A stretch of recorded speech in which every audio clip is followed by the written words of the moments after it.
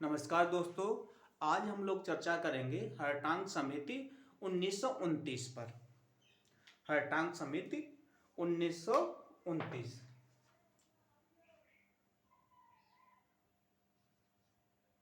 ठीक, हरटांग समिति, इसको सहायक समिति के भी नाम से जाना जाता है, तो यहाँ पे सहायक समिति, सहायक समिति,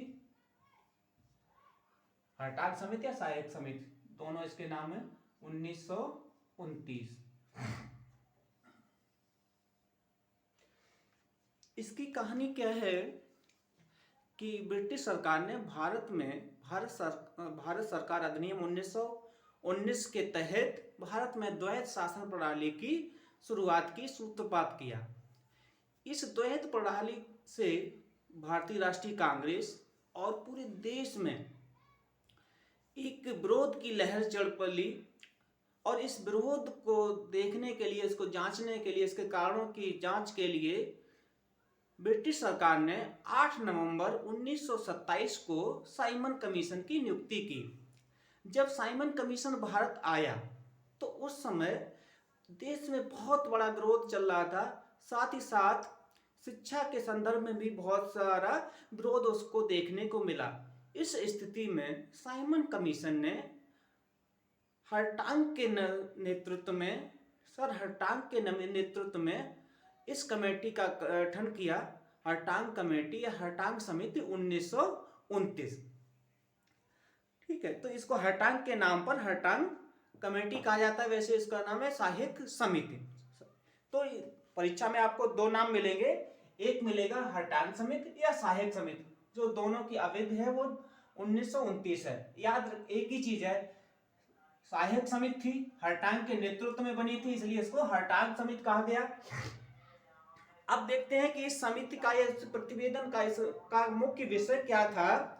मुख्य विषय था ये शिक्षा का संगठन जांचना। ठीक है, तो इसको देख लें, मुख्य विषय क्या था, शिक्षा का संगठन। ठीक है, मुख्य विषय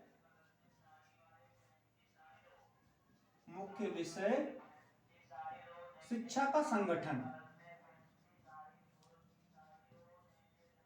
शिक्षा का संगठन। कमेटी ने अपना जो प्रतिवेदन रिपोर्ट 1929 में कमीशन के समक्ष प्रस्तुत किया। समिति ने अपने प्रतिवेदन में, अपनी रिपोर्ट में 1917 से लेकर 1927 तक की शिक्षा व्यवस्था का अध्ययन किया था सभी संदर्भों में।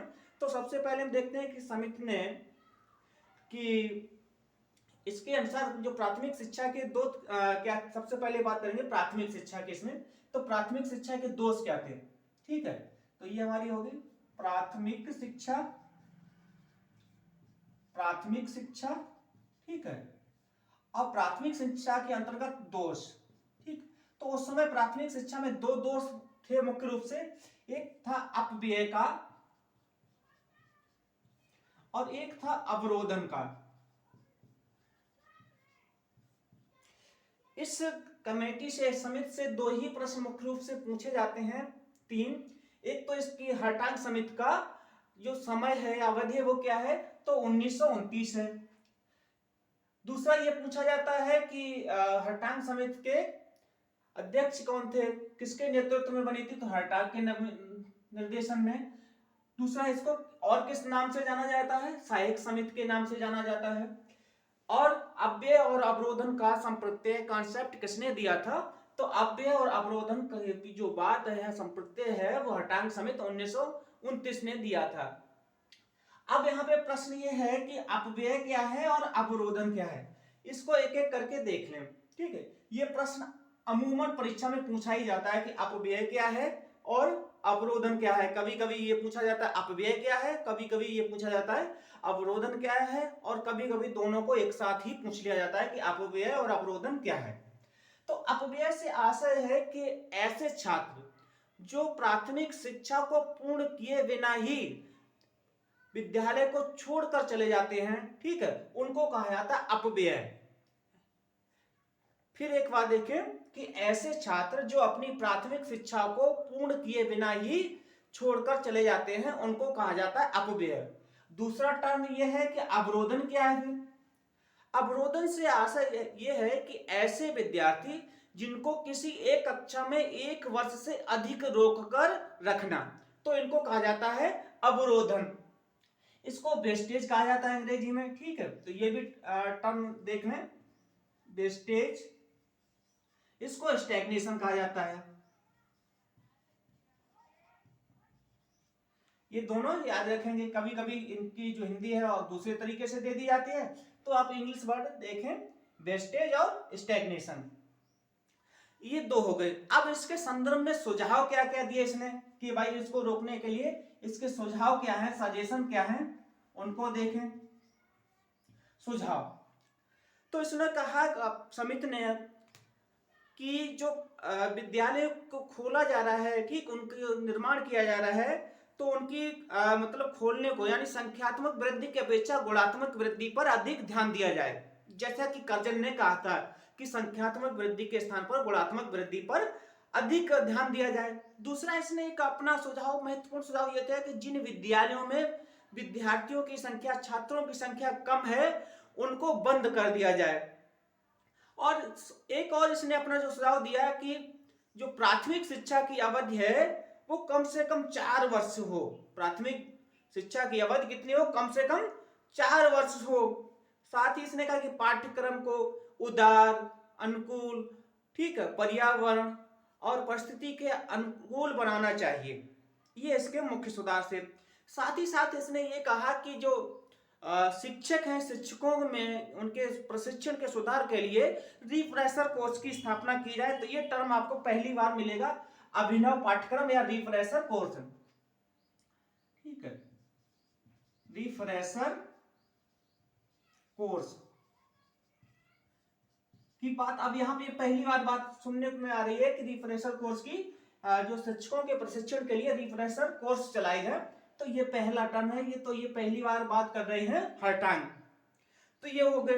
अब बात करते हैं इसी में माध्यमिक शिक्षा की। माध्यमिक शिक्षा की, माध्यमिक शिक्षा के संदर्भ में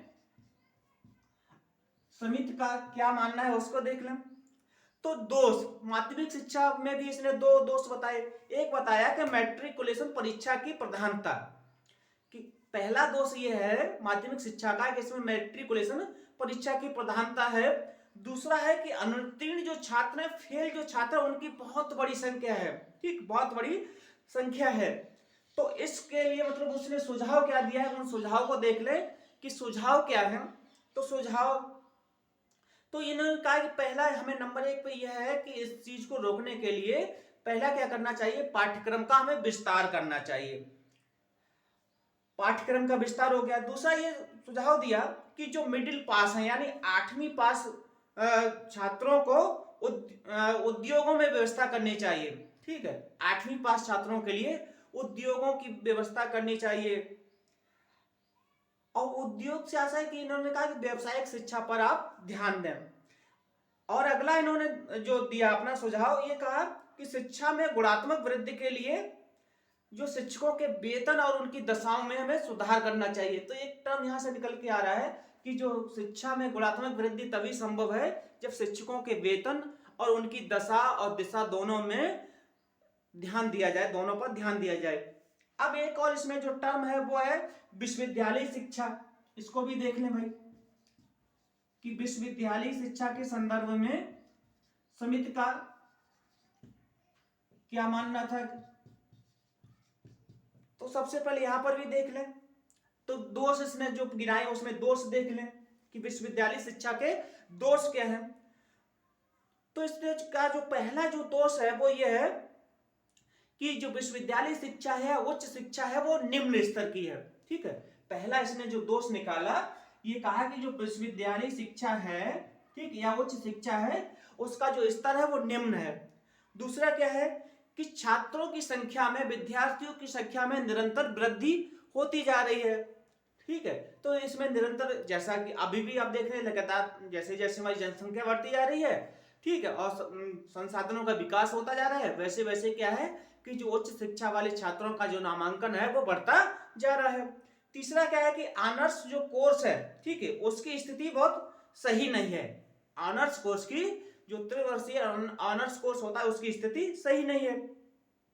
और एक और इसने जो महत्वपूर्ण दोष गिनाया वो कहा है कि जो स्नातकों में बेरोजगारी की जो दर है वो बहुत ज्यादा बढ़ रही है। स्नातकों में बेरोजगारी की दर बहुत ज्यादा बढ़ रही है, और ये वर्तमान समय में भी है कि स्नातकों की जो बेरोजगारी की दशा है वो ज्यादा बढ़ रही है।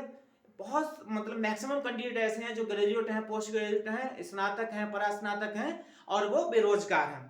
तो ये हो गए। अब इसने कहा है कि इसके लिए भाई सुझाव क्या होना चाहिए, इसमें देखने हैं भाई सुझाव क्या है दे रहा है। तो सुझाव के संदर्भ में इसने कहा है कि उच्च शिक्षा के शिक्षण के लिए, ठीक है, या विश्वविद्यालय शिक्षा के शिक्षण के लिए एकात्म विश्वविद्यालयों सर्वोत्तम है। ठीक है, जो यूनिटरी यूनिवर्सिटीज हैं, एकात्म विश्वविद्यालय हैं, वो सर्वोत्तम है।